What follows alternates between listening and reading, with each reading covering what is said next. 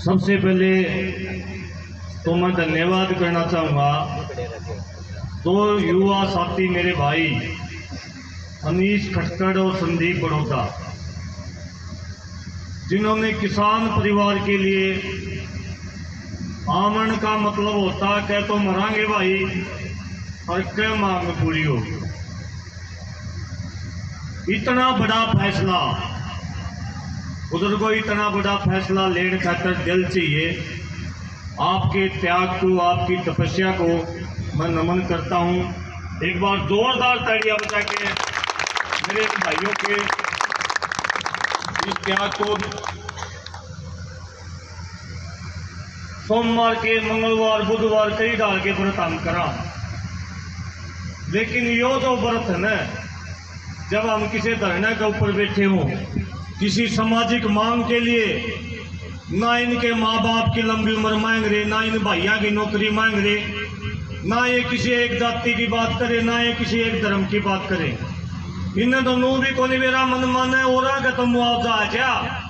सरकार का ऐसा काम है, मन माने संदीप कारण इसका खाता खाली रह जाए। मतलब ये है कि ये ऐसे निस्वार्थ भाव से ये भाई बैठे हैं। मैं आपके संघर्ष को, इन्होंने केवल अभी नहीं, जो किसान आंदोलन चला 1 साल तक दिन रात एक करके आपकी खटकड़ टोल कमेटी में, पूरे हरियाणा की लड़ाई खटकड़ टोल कमेटी ने लड़ी।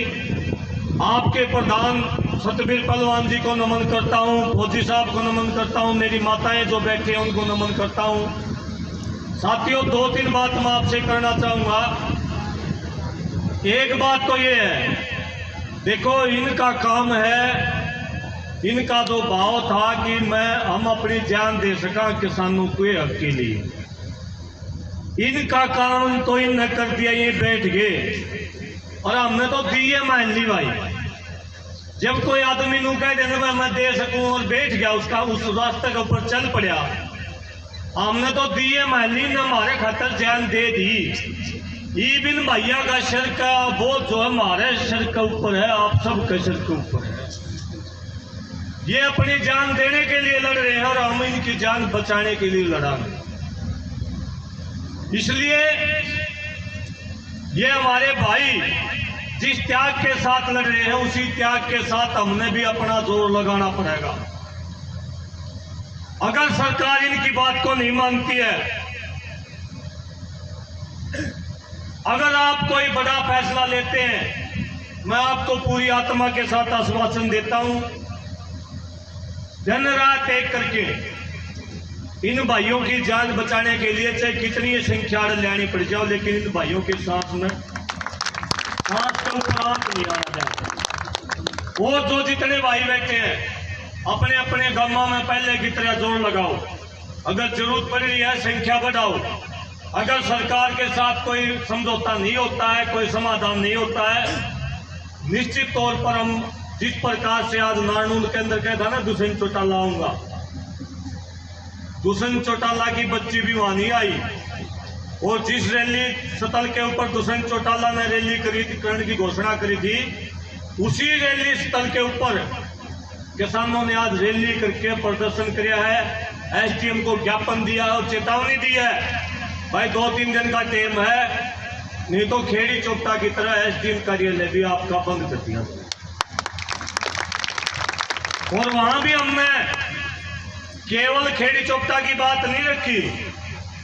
हम जब से भाई बैठे हैं, जहां भी चर्चा चलती है, कोई पत्रकार साथी हमसे पूछता है भाई मांग क्या है, खेड़ी चौपटा की अकेले की मांग नहीं भाई। खेड़ी चौपटा के अंदर धरना चल रहा है, गांव बास के अंदर धरना चल रहा है, और खटकड़ टोल प्लाजा के ऊपर हमारे 2 साथी बैठे हैं। हमारी मांग सारे की है, सारा हरियाणा की मांग है, ये कोई एरिया क्षेत्र की बात नहीं है। जब तक सारी चीजों का समाधान नहीं हो जाता, आंदोलन वापस नहीं होगा। और आज हजारों की संख्या में जो नारनूल के अंदर किसान इकट्ठे हुए, उन्हें यह साबित कर दिया, जो हौसला जो आपस में तोड़ रहे थे कि भाई चुनाव हार के 5 स्टेट बीजेपी जीत गई, वो हौसला दोबारा से आज नारनौंद के अंदर देखने को मिला है। बड़ी संख्या में किसान भाई इकट्ठे हुए हैं। वो जिस दिन आप खटखट टोल प्लाजा भी जिस दिन बड़ी कॉल देगा, आपको आश्वासन देते हैं पहलवान जी, लाखों की संख्या में किसान आपके साथ खड़े मिलेंगे, आप लोग अकेले नहीं हैं। मैं निवेदन करना चाहूंगा भाई दोनों के दोनों युवा साथियों से, अगर कमेटी के साथ कोई बातचीत अगर आ जाए, कोई फैसला की बातचीत आ जाए, तो इन बुजुर्गों की बात को टालना भी नहीं है, ठीक भी नहीं होना है। हमने जान मतलब ये है, हम आपके भाव को त्याग को समझ गए, लेकिन जान का मतलब देनी नहीं है हमने। इनकी औरतें सरकार की औरतें से लाखों मर जाओ, और ये जो आंदोलन करनी है ना, ये आप जैसे बेटे हैं, इन न चाहे मारना है। ये जो धरना देनी है, रोड रोकनी है, टोल फ्री करानी है, ये तो सरकार की आंख का कूणक है।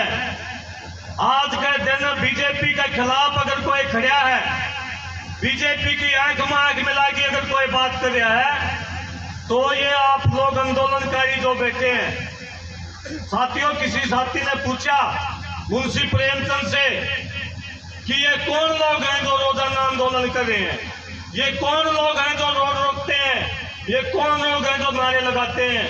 मुंशी प्रेमचंद ने एक ही बात कही, ये जिंदे लोग हैं भाई, आप लोग जिंदे लोग हो जो यहाँ बैठे, आप जो असली लड़ाई आप जो लड़ रहे हैं। साथियों, पहले आपने, मेरी उम्र 36 साल होगी, जिंदगी में बहुत सारी पढ़ाई करी, अध्ययन कराया, भागेंगे लखेले कूदे घूम कर के भी आए, जीवन का किते आनंद नहीं आया। एक जगह आया, वो था ये दिल्ली वाला आंदोलन। ऐसा सुंदर काम हुआ था, कुर्सी झोपड़ी में बढ़ जाते, जानती है चाय पानी हलवे की व्यवस्था, ना जाति पूछे थे ना धर्म पूछे थे, उल्ट की आंख खोल के मुंह नहीं देखा करते, आपने तखना का नहीं देखा। कुर्सी झोपड़ी में बढ़ के, कौन सा स्टेट का झोपड़ी में बढ़ के, चाहे वो पंजाब का था चाहे वो हरियाणा का था, मैंने मेरी जिंदगी का वो एक साल वास्तव में जो मानव जीवन जो कहो है ना, मानवता जो कहो है, वो इस आंदोलन के दौरान एक साल जो जीवन वहां जिया, वो एक साल मैं मानूं कि मेरा जीवन में 36 साल में 21 साल जीवन जिया।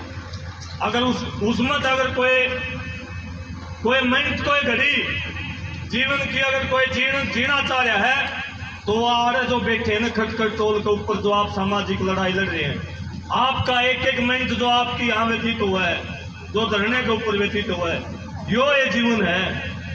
और मेरी माँ, मेरा बाबू, मेरा भाई, ये तो जानवर भी करें, अपने बाकी ने सारे पाले हैं, अगर नहीं पालते। इसलिए आप लोग जितने भी साथी यहाँ अपना समय दे रहे हैं, आप लोगों के भी संघर्ष को सलाम करते हैं।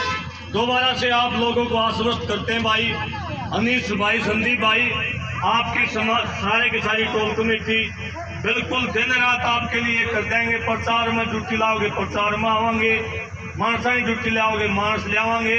आप लोग जीत की यहाँ से उठोगे, आपके संघर्ष को सलाम करते हो। किसान नेता एक बार जोरदार नारे लाकर भैया के स्वागत में, थोड़े रिचार्ज से भी हो जाओगे, चार्ज से भी हो जाओगे, नारे बहुत जरूरी है। किसान नेता जिंदाबाद, जिंदाबाद, जिंदाबाद, किसान नेता जिंदाबाद, जिंदाबाद, जिंदाबाद, हमारा भाईचारा जिंदाबाद, जिंदाबाद, जिंदाबाद। बहुत बहुत धन्यवाद।